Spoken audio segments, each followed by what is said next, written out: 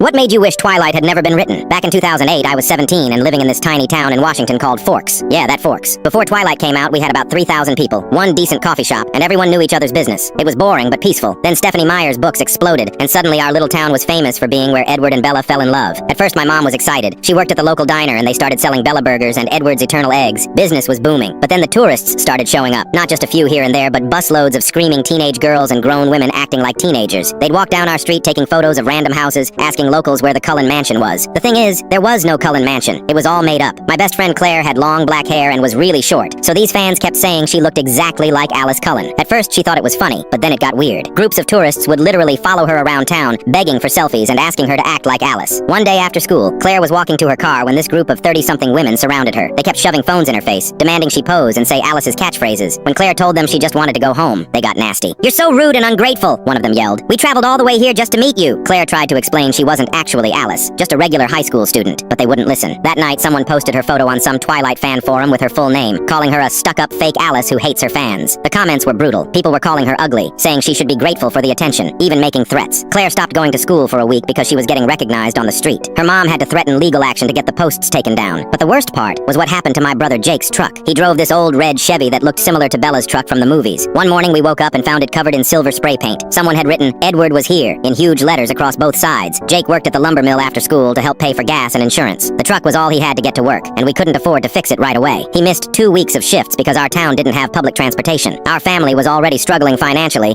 and losing those paychecks really hurt. The police said they couldn't do anything because they had no evidence who did it, but we all knew it was tourists who thought vandalizing our property was somehow related to their Twilight fantasy. Things got even worse when fans started breaking into people's backyards to take authentic vampire selfies. Mrs. Henderson next door came home to find strangers in her garden, posing dramatically against her apple tree because it looked just like the book. They trampled her flowers and left garbage everywhere. Crime rates went up because people were stealing anything that might be Twilight memorabilia. Someone broke into the high school and stole a bunch of old wooden chairs because they thought they looked like something from the cafeteria scenes. The final straw came when I was walking home from my job at the grocery store. This car full of tourists pulled up next to me and started yelling, asking if I knew where they could find real vampires. When I ignored them, they followed me for 6 blocks, honking and screaming out their windows. I ran the last 2 blocks home and locked all our doors. My mom called the police, but they said unless the tourists actually threatened me, there wasn't much they could do. That night I realized I genuinely hated Twilight. Not just the books or movies, but what they turned my home into. Our quiet little town became this weird theme park where tourists felt entitled to treat us like we were characters in their fantasy, instead of real people trying to live our lives. My family ended up moving to Oregon the summer before my senior year. We couldn't handle the constant invasion of privacy and the way our neighbors were being harassed. Claire's family moved too, to a town where nobody had ever heard of Alice Cullen. 5 years later, the hype finally died down, but the damage was done. Half the local businesses that changed their whole identity around Twilight went under when the tourists stopped coming. The town never recovered economically.